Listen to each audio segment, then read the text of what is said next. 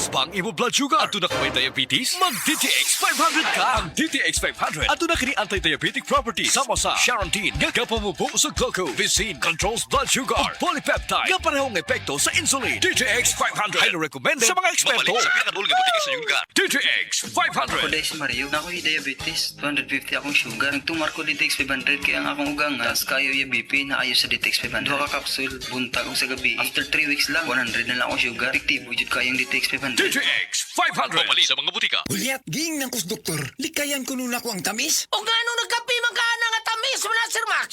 Lagi. Basiglas na ni. Maunang taas imong sugar. Murag precious mo gas. May pamagsid panyawan coffee ka. Sakto sa kapait. Lamina, makapabtik pa. Maayo ni alang sa taas og sugar o sa gustong aktibong kinabuhi. Gulyat, sa sige na kong inuman ng Sid Panyaman Coffee, maayon lang akong pamati. Dili na kasang akong sugar. Basta kaping Sid Panyawan, diabetes, malikayan. Sid Panyawan Coffee, mapalit sa grocery store o sa mga butika.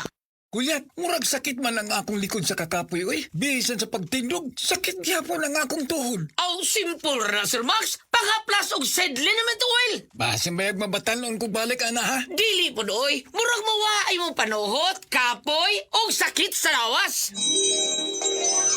Wow, mo pagani paghaplas nako. Nakadagan na yung padulong sa video kay. Aray, sakit no more. Sid Liniment Oil, available sa mga groceries o sa mga suking butika.